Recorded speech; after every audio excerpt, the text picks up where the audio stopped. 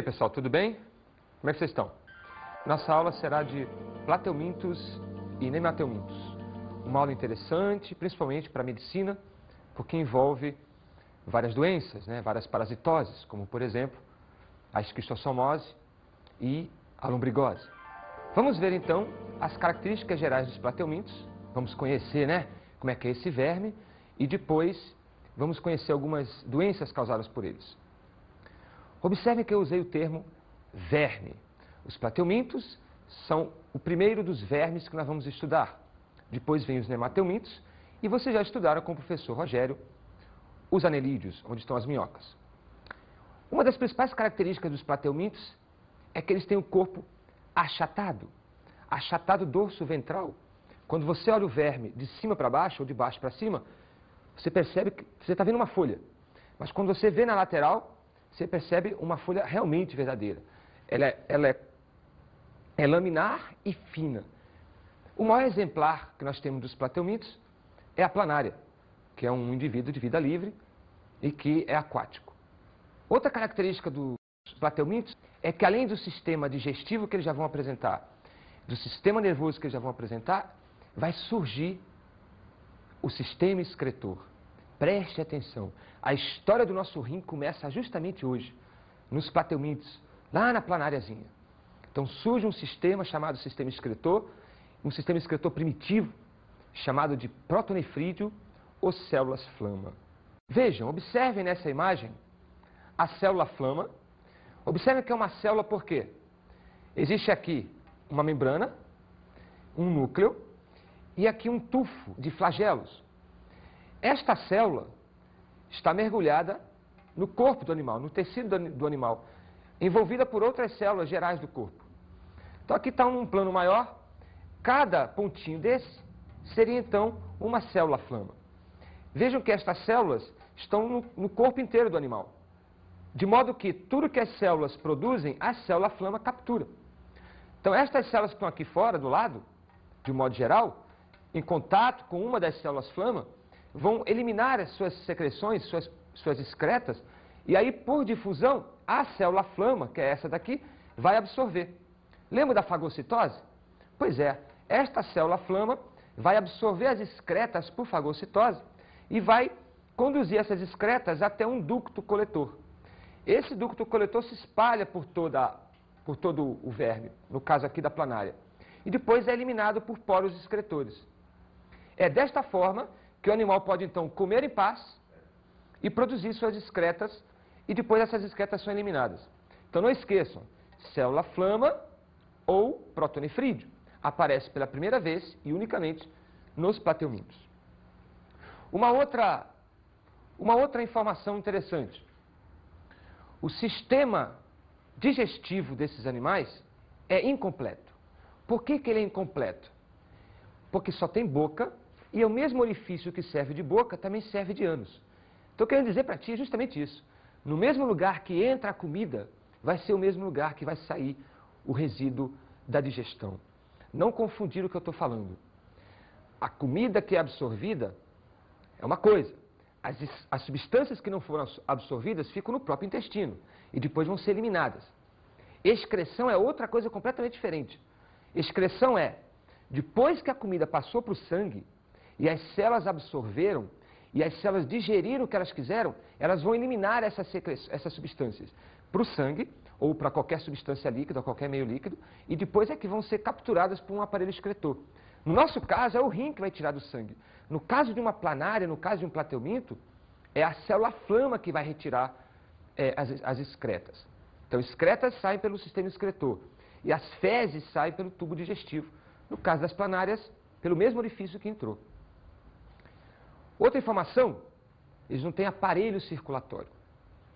Uma informação interessante é que os plateumintos, eles são acelomados.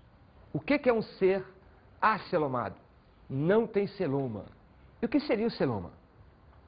O celoma é uma cavidade que vai surgir no grupo dos nemateumintos, não agora nos plateumintos. E essa cavidade serve para o desenvolvimento dos órgãos. Imagina nós. Eu queria que você tentasse imaginar como é que poderia nascer um coração, ou um intestino, ou um pulmão na coxa da gente. é maciça, não tem buraco, não tem espaço para nascer. Vai nascer na cavidade abdominal e na torácica porque tem um espaço para os órgãos se desenvolverem. Os plateumintos não têm esta cavidade celomática. Logo, eles não são cilíndricos, eles não têm forma arredondada para que os órgãos possam se desenvolver. Então, os plateumintos são achatados justamente por não terem celoma. Então, eles são acelomados. Mas por que eu estou sendo enfático? Porque ao mesmo tempo que eles são acelomados, eles são triblásticos. Vai surgir pela primeira vez a mesoderme, que é o terceiro folheto embrionário. Só que apesar de surgir a mesoderme, não surge celoma. O celoma só vai surgir nos nemateumintos. Daqui a pouco a gente vai falar sobre isso. Outra característica interessante é que esses animais são chamados de bilaterais. Por que bilaterais? Porque se observa, de acordo com um corte longitudinal, um lado direito e um lado esquerdo iguais. Eu consigo então vislumbrar bilateralidade, ou seja, laterais iguais a partir de um plano de corte. Outra característica interessante seria falar que os plateumintos podem apresentar vida livre. O que seria vida livre? Não causam doenças, não são parasitas. Vivem para lá, vivem para cá. Eles podem ser terrestres ou aquáticos. Outros podem ser parasitas. E esses parasitas, eles causam doenças não só em animais e em humanos, mas podem também atacar algumas plantas. Vamos agora falar um pouco da classificação dos plateumintos. Os plateumintos se dividem em três classes. Três classes, das quais duas são importantes para a medicina por causa das parasitoses. E uma mais para a biologia, no aspecto ecológico. Nós temos aí a classe cestoda, que é extremamente parasitária. Na classe cestoda, só existem endoparasitas. Os mais famosos são a tênia, a tênia saginata e a tênia solium. Outra classe interessante seriam os trematodos. De um modo geral, essa classe apresenta parasitas, mas podem também ter alguns de vida livre. E esses parasitas podem ser ectoparasitas. Destaca-se aí a esquistossomose, uma doença causada pelo Esquistossoma mansoni, e a fascioliose, causada pela fascíola hepática. E por fim, a classe mais, vamos dizer assim, mais romântica, né, dos plateumintos, que seriam os turbelários, onde está a famosa planária, aquele bichinho, né, cativante, que tem os olhinhos, olha, olhinhos entre aspas, tá? Que tem aqueles olhinhos de aspectos bem característicos da planária. Os turbelários não apresentam parasitas, pelo menos não interessantes para a medicina. E eles têm vida livre, vivem na água, né, nos rios, no ambiente aquático. Tem algumas planárias também de ambiente marinho. As planárias são coloridas, são diversas. Vamos ver as principais parasitoses. Começaremos com a esquistossomose, popularmente conhecida como barriga d'água.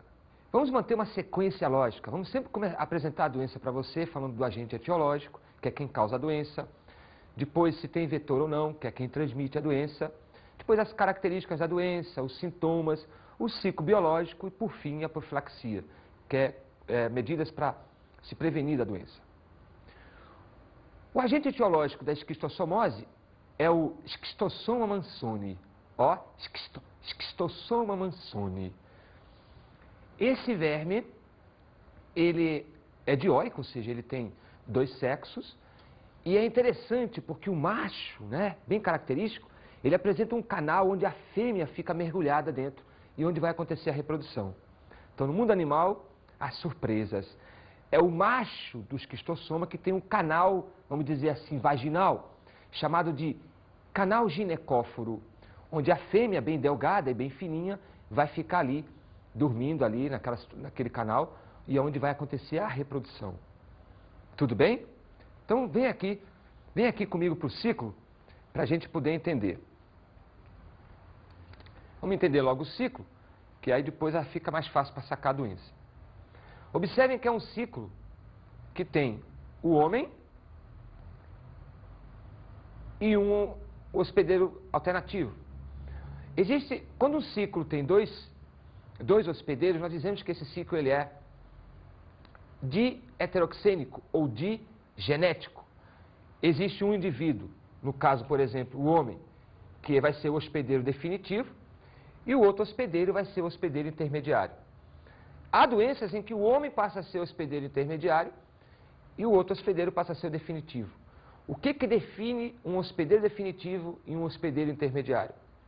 O hospedeiro definitivo é aquele onde o ciclo do parasita ocorre de modo sexuado.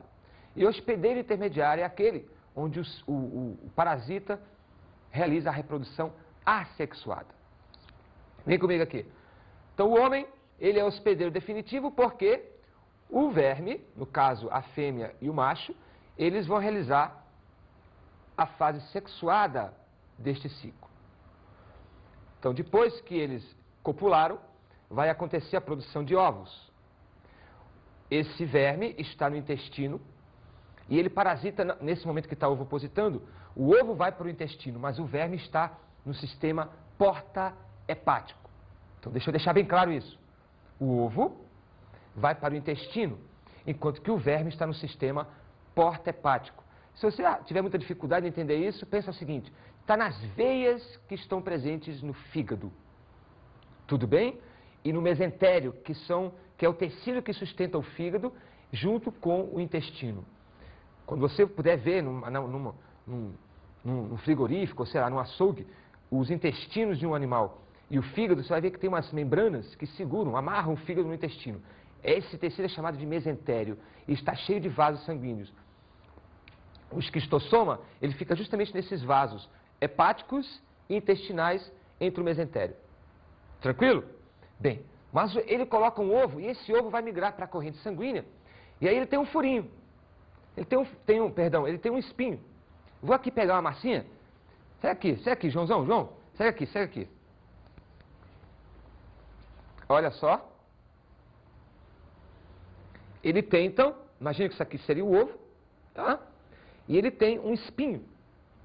Esse espinho é importante para furar o vaso sanguíneo. Esse ovo está na corrente sanguínea, ele vai furar o vaso sanguíneo e vai vazar para o intestino. No intestino grosso, por exemplo, ele vai então depois ser eliminado junto com as fezes. Então é importante você lembrar da forma do ovo do esquistossoma. É um ovo com um espinho para furar os vasos para ele chegar no intestino, porque o ciclo só vai continuar se ele estiver no intestino, para ele se misturar com as fezes durante a evacuação. Vamos voltar aqui para o ciclo? Este ovo pode ser feito no solo. Isso aí é uma doença de terceiro mundo, infelizmente. Ele vai ser feito no solo, e aí vem a chuva, sei lá o quê, e aí leva este ovo para o meio aquático.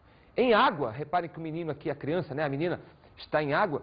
No meio aquático, numa lagoa, num açude, num rio, este ovo vai eclodir, vai nascer uma larva chamada de miracídio. Esta larva agora vai então penetrar no hospedeiro intermediário. Esse hospedeiro intermediário é um caracol, é um molusco do gênero Biophallaria. Não esqueça mais disso. Esta fase do ciclo, agora, essa fase que eu acabei de falar era sexuada. Agora vai se iniciar uma fase assexuada. Dentro do hospedeiro, dentro do caracol, vai acontecer que esse miracídio vai sofrer uma transformação e vai virar uma nova larva, uma nova fase do verme chamada de esporócito. E esse esporócito vai produzir dezenas de uma larva muito importante para nós, no caso da medicina, que é a larva cercária. Então vejam só, o miracídio penetra no caracol, e o caracol, dentro do caracol é produzida uma larva chamada de cercária que vai então penetrar na nossa pele. Nesse momento a gente se infecta com esquistossoma. A infecção do esquistossoma da esquistossomose é através da larva cercária, penetração ativa. Eu também posso beber, e aí ela vai penetrar pelas mucosas, pelo intestino.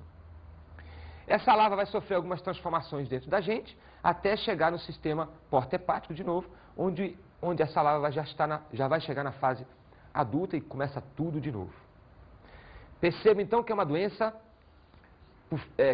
que acontece no Brasil por falta de infraestrutura e educação sanitária. Poderíamos então começar a nossa profilaxia por aí. Investimentos maciços em educação sanitária, em saneamento básico. Toda casinha tinha que ter o seu banheiro com a sua latrina, né, usando um termo mais nacional, para que as fezes fossem evacuadas ali dentro. mas isso não acontece no interior. O centro-oeste do Brasil, o norte do Brasil e algumas regiões do sudeste, ainda, o interior, ainda tem a casa e as pessoas vão no mato, né? Vão na beira do rio, do lago, fazer suas necessidades e aí é um Deus nos acuda. É barriga d'água porque o fígado cresce demais, o sistema porta-hepático vaza plasma, esse plasma e linfa, né? E isso aí faz com que aconteça depósito de líquido, né? No abdômen. Mesmo que se punce aquilo, volta a surgir de novo. Então, dependendo do estágio, dependendo do avanço da doença, pode ser letal. Tranquilo? Alguma dúvida? Tudo bem? Te aconselho a fazer exames semestrais, né? Se você mora numa região endêmica, né? Que já ouviu falar da doença. Vou te dar uma dica. Se você vai para um interior qualquer e ouve as pessoas dizer, não toma banho ali, que ali dá coceira. Se dá coceira é porque tem a larva cercada no ambiente e quando ela penetra, ela dá uma coceirinha como se fosse uma picada de mosquito. Fuja dessa água. Outra parasitose é a teníase ou solitária. Quem são os agentes etiológicos? São duas tênias, a Solium e a Saginata. Quem são os vetores? A tênia Solium é transmitida pelos porcos, pelos suínos, e a tênia Saginata pelos bovinos, pelo boi. A grande diferença da tênia Solium para a tênia Saginata está que a tênia Solium ela é um pouco menor, enquanto que a tênia Saginata é muito comprida. E a cabeça, né? A cabeça da tênia Solium apresenta espinhos, né? O rostro ao redor das suas ventosas. Isso é um diferencial bem evidente entre a Solium e a Saginata. Vamos agora ver o ciclo biológico e conforme a gente vai dando o ciclo, nós vamos então conhecendo detalhes da doença. Para eu conseguir teníase, para eu adquirir a teníase, eu tenho que ingerir carne com a larva cisticerco. Carne com a larva cisticerco. Então, olha só. Existe aqui o ciclo da tênia Saginata e aqui o ciclo da tênia Solium. Então, o porco, por exemplo, o porco vai ter a larva na sua carne, eu vou comer a carne do porco, que não é inspecionada, e aí a larva está na sua carne, e quando eu comer essa carne mal passada, a teníase vai se desenvolver, a tênia adulta vai se desenvolver no meu intestino. A mesma coisa acontece se eu comer carne de boi com a larva, né, cisticerco na sua carne. E aí eu vou contrair a doença da tênia Saginata. No meu corpo, eu vou fazer fezes com pedaços do corpo da tênia. Ou seja, quando eu fizer as minhas fezes, nela vão estar proglotes, ou seja, componentes do corpo da tênia. Esses proglotes vão cair no solo, num gramado, enfim, no chão, e aí quando o porco ou o boi comerem o capim ou aquele alimento contaminado com as minhas fezes e proglotes, eles vão adquirir, vão continuar o ciclo, né? Vão adquirir os ovos, e aí com os ovos eles vão desenvolver a cisticercose. Preste atenção, o porco e o boi vão engolir proglotes com ovos, e os ovos vão se desenvolver em cisticercos, e o homem então vai comer esses cisticercos quando come a carne. Tranquilo? Beleza? Porém, se o homem ingerir o ovo, ele vai desenvolver uma outra doença que não é a teníase, chamada de cisticercose. Se eu ingerir a carne com a larva, eu tenho teníase. Se ingerir os ovos da tênia, eu vou ter cisticercose. Presta atenção, tem que ser ovos da tênia Solium. Ovos da tênia Solium apenas que eu vou desenvolver a cisticercose. Como característica da doença, posso te dizer, tem queda de rendimento porque você começa a ficar com anemia devido à tênia sugar os nutrientes, sugar sangue. A gente sente muita fome, uma fome constante e não consegue saciá-la.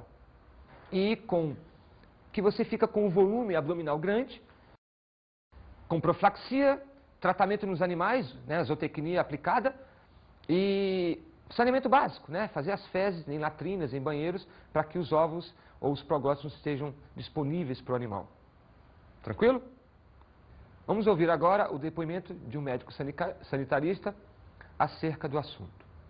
O que eu tenho visto na minha prática, eu acho que é a prática da grande maioria dos médicos, é que a frequência maior é de ascaris, ascaridíase e de giardia. Giardias. É o que a gente tem mais visto assim, em exame de parasitológico de fezes e na grande maioria da população. E o que preocupa mais a gente, como impacto, né, em saúde pública, seria a cisticercose, que é uma doença que não causa sintoma e quando aparece para nós, aparece como complicação, como crise convulsiva, dor de cabeça grave, que não melhora. Você vai investigar e aparece a cisticercose, que é a doença que vem da pipoquinha do porco, né, da carne de porco. Eu acho que é bom a gente enfatizar sempre a importância, né, dessa profilaxia, porque a grande maioria das verminoses, elas são combatidas pelos antiparasitários mais comuns. Então a gente aí elimina uma grande parte da gama de verminose que acomete o ser humano. Então é muito importante continuar sempre enfatizando a importância da profilaxia, mesmo em adultos. Primeiramente, a gente deve lavar sempre bem as mãos antes de cada refeição e antes do preparo dos alimentos, qualquer tipo de alimento. Lavar bem frutas e verduras, né, que são as principais meios de transmissão, são as leguminosas, verduras e frutas. Cozer bem a carne, fritar ou assar bem qualquer tipo de carne antes do consumo. E para prevenir as verminoses, a criança deve fazer o antiparasitário a cada 6 meses e o adulto a cada 12 meses, porque eles atingem a grande maioria das verminoses que atinge o ser humano. Então é uma forma bem eficaz da gente evitar de aparecer a verminose. Vamos agora falar dos nematelmintos. É o segundo grupo de vermes. Caracterizam-se pela presença do pseudoceloma. Vou começar por aí, que eu acho muito interessante. É tão importante que esses vermes são chamados também de pseudocelomados. Diferente dos anteriores, eles apresentam o corpo cilíndrico, justamente pelo surgimento do celoma. Brincamos de dizer no meio que os nematelmintos são vermes em forma de tubo, com um tubo dentro de tubo. É tubo dentro de tubo. O pseudoceloma é assim chamado porque de um lado tem a mesoderme, do outro lado tem a endoderme. É um pseudoceloma porque não existe um revestimento único, por exemplo, só de mesoderme ou só de endoderme nessa cavidade celomática. Beleza? O sistema digestivo surge pela primeira vez de modo completo, ou seja, tem boca e ânus. Legal? Esses animais não apresentam outros sistemas. Apresentam então o sistema digestivo, o sistema nervoso, o sistema excretor, só que agora é chamado de tubo em H. Embriologicamente são chamados de triblásticos, porque apresentam os 3 folhetos. Pseudocelomados, surge o celoma pela primeira vez, só que de modo falso. E são bilaterais, como a maioria dos animais que nós já citamos. Normalmente, os nematelmintos são de vida livre e são bastante abundantes no solo, muito importantes para a lavoura. Mas também existem os parasitas, e bastante parasitas inclusive, das quais se destacam aí o amarelão, a lombrigose, né? Entre outros que nós vamos falar. Vamos ver a classificação dos nematelmintos? Existem várias classes, mas se destacam 2. Uma é importante para a biologia, que são os rotíferos, que são importantes na composição do zooplâncton de ambientes aquáticos do ciclo, água doce, como lagoas e rios. E os nematóidos, onde estão grande parte dos nematelmintos terrestres, muito pequenininhos, menos de 1 centímetro, e os parasitas que nós vamos falar daqui a pouco. Falando então das principais parasitoses. Vamos começar com a ascaridíase. A ascaridíase, o agente etiológico, né, é causada pelo Ascaris lumbricoides.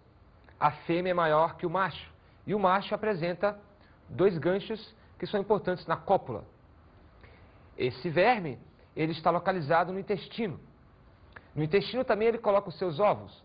E quando nós fazemos as fezes, as fezes vêm com ovos que, por falta de saneamento básico, vão chegar no alimento, como uma alface, por exemplo, né, do hambúrguer da nossa vida. E aí o que vai acontecer? Esse ovo está fecundado, durante o momento em que ele está no solo, ele vai sofrer a formação de uma larva. Nós dizemos que esse ovo vai ser embrionado, e ele tem uma característica típica. Ele é cheio de protuberâncias, cheio de ondulações. Vem aqui comigo, João. Chega aqui rapidinho. Estou tentando botar aqui em 3D para você ver, né, que ele é cheio de reentrâncias, tá? Caracterizando o ovo das ascaridíase, tá? Vem aqui comigo de novo, João. Vem cá, João. Rápido, João. Olha só que bonitinho. Bem, uma vez que eu vou ingerir o ovo, ele agora vai cair no meu intestino, vai furar o intestino, ou vai pegar uma corrente circulatória, vai pelo coração, pelos pulmões, vai chegar na minha faringe, eu vou sentir uma coceira e vou engolir de novo essa forma larval do ascaris, e aí sim eu vou ter o ascaris adulto, o verme adulto, replicando. Esse verme entrou na forma de uma larva pelo ovo, saiu do ovo no intestino, a larva furou o intestino ou pegou uma corrente circulatória de vasos, foi pelo coração, foi pelo fígado, coração, pulmão, até chegar na minha faringe. Eu sinto uma coceira, eu vou engolir essa larva, isso faz parte do ciclo dela, para sim depois chegar no intestino e aí ela virar adulta, realizando a cópula, produzindo ovos e tal, e começar tudo de novo. Tudo beleza? É assim que nós temos ascaridíase. Profilaxia, lavar bem os alimentos que nós vamos comer cru com água tratada, tratar a água potável, água de beber, enfim, usar saneamento básico, fazer as fezes em lugares apropriados, para que a gente não consiga adquirir ascaridíase. A próxima parasitose é o amarelão ou a ancilostomose, ou carinhosamente chamada de doença do Jeca Tatu. O agente etiológico é o Ancylostoma duodenale ou um outro verme chamado de Necator americanus. Esses vermes são considerados um dos maiores hematófagos que causam doenças nos humanos. Nós perdemos mililitros de sangue por dia, daí contraímos uma das maiores anemias conhecidas causadas por vermes. Vamos então conhecer o ciclo, considerando que esse verme não tem vetor, tá? Observem o ciclo do amarelão. O ancilóstoma está no intestino delgado. Depois migra para o grosso, onde vai colocar ovos. Esses ovos vêm junto com as fezes. De novo, sem saneamento básico, essas fezes vão ficar no solo. No solo, esse ovo vai produzir uma larva que vai nascer desse ovo. Essa larva agora vai se chamar uma larva rabditoide. É uma larva de alto poder de infecção. E quando a gente está descalço ou sentado no solo contaminado, essa larva, então, passando para a fase de filariose, vai penetrar na nossa pele. Então, preste atenção. Eu tenho o ovo, que vai germinar uma larva intermediária chamada rabditoide, de alta capacidade de infecção. Ela vai se estender até a fase de filário ou filarioide, e aí vai penetrar na nossa pele. Penetração ativa. Não confundir com esquistossomose. Lá na esquistossomose eu estava em água e havia penetração de uma cercária. Aqui eu estou em solo e vou ter a penetração de uma forma larval pela pele. Tudo bem? E aí o mecanismo é igual ao da ascaridíase. No intestino, vai furar o intestino, vai chegar numa corrente sanguínea, vai pelo fígado, coração, pulmões, eu vou sentir uma coceirinha na minha faringe e eu vou reingerir essa larva e aí no intestino ela vai se desenvolver adulto. Beleza? Este ciclo que é sair do intestino, ir pelo fígado, pelo coração, pelo pulmão até a faringe, tanto na ascaridíase quanto no amarelão, é chamado de ciclo de Loss. Bibi, você sabe por que chama-se doença do Jeca Tatu? Pois é. Na era Vargas, houve uma epidemia de ancilostomose pelo Brasil e o Getúlio Vargas pediu para o seu amigo Monteiro Lobato para criar uma campanha. E o Monteiro Lobato criou então o personagem Jeca Tatu, bem típico, bem colônio, onde andava de pé no chão. Então, dessa forma, eles conseguiram conscientizar a população de adotar a melhor medida profilática, calçar sapatos, chinelos, sei lá o quê, para evitar a penetração da larva. E aí o Jeca Tatu ficou conhecido no Brasil inteiro e hoje, junto com o Zé Gotinha, são os maiores exemplos de uma campanha bem-sucedida. Vamos agora falar sobre a filariose, ou também chamada de elefantíase. Essa doença é causada pelo agente etiológico, pelo verme Wuchereria bancroft, um dos nomes que eu mais adoro na biologia. Existe um vetor que transmite essa doença. No caso, um mosquito do gênero Culex. Esse mosquito, ao estar contaminado na sua probóscide, que é o seu pico, quando ele pica a nossa pele, ele transmite a forma larval da filária, a forma larval da Wuchereria, que é a microfilária. Essa microfilária vai agora migrar pela corrente sanguínea e depois vai se estabelecer na corrente linfática e lá vai virar adulto. Venha entender um pouco melhor aqui no ciclo biológico. O mosquito, ao picar, ele vai absorver, junto com o sangue, as microfilárias. Essas larvas estão na superfície, na corrente sanguínea da superfície. Por que isso? Isso é importante saber, porque durante a noite elas migram para a corrente circulatória superficial, mas durante o dia não. Elas estão na corrente circulatória mais interna. O mosquito tem hábitos noturnos, então ele vai picar justamente à noite. É importante saber também que se você fizer coleta de sangue para descobrir se você tem filariose, durante o dia o teste vai dar negativo. Então não adianta coletar sangue 8, 9 horas da manhã ou 5 horas da tarde, que vai dar negativo porque você não vai capturar as microfilárias. E as filárias, os adultos, estão na corrente linfática, você não pega. Beleza? Então vamos lá. Agora, dentro do mosquito, essas microfilárias vão passar por alguns estágios e novamente vão migrar para a probóscide, né, para o pico, né, para os lábios do mosquito. E quando ele agora, contaminado, picar o homem, ele vai contaminar o homem com microfilárias. A microfilária contamina o mosquito e a microfilária contamina o homem. Uma vez dentro da gente, essas microfilárias agora vão para a corrente sanguínea, da corrente sanguínea vão migrar para a corrente linfática, né, o sistema circulatório linfático, e aí lá essas microfilárias vão virar vermes adultos, vão virar vulquerérias. Essas vulquerérias se multiplicam e vão entupindo os vasos linfáticos. E aí se desenvolve um quadro clínico interessante. Incham-se os membros, como pernas, como braço, como escroto e como mamas. E aí o que vai acontecer? Essa situação, né, de hipertrofia desses órgãos, devido ao excesso desses vermes, determina o quadro clínico de elefantíase. É importante salientar que nem todos que têm filariose têm elefantíase. Cerca de 10% das pessoas que têm filariose vão desenvolver um quadro de elefantíase. É uma situação praticamente irreversível que causa incômodo social por causa dos aspectos estéticos. Quais são as medidas profiláticas para essa doença?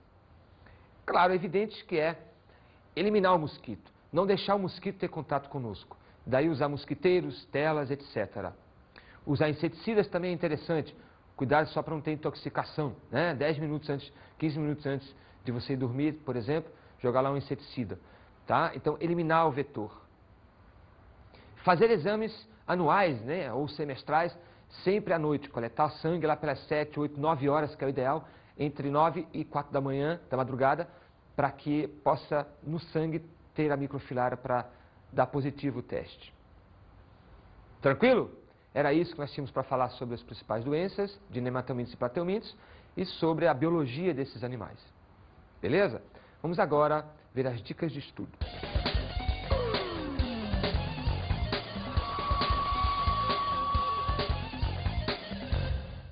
Como dica, te sugiro que você vá a centros de saúde ou postos de saúde público e busque aqueles panfletinhos, aqueles informativos sobre as principais parasitoses da sua região. É importante que você fique por dentro das principais doenças que estão na sua região para que você possa se prevenir. Profilaxia é o melhor remédio. Até mais e bom estudo.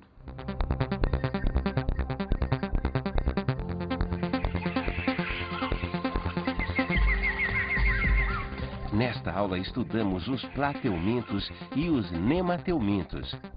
Os platelmintos são vermes achatados e que se destacam pela presença do sistema excretor do tipo células flama. Os nematelmintos são vermes cilíndricos e que se destacam pela presença única do pseudoceloma. E também estudamos as principais parasitoses. As principais parasitoses dos platelmintos são a esquistossomose, que se adquire pela larva cercária, e a teníase, que se adquire pela ingestão de cisticercos na carne contaminada. As principais parasitoses de nematelmintos são a ascaridíase, pela ingestão de ovos contaminados em alimentos, o amarelão, pela penetração de larvas, e, no caso, a filariose, pela penetração de microfilárias durante a picada do mosquito Culex. Bons estudos!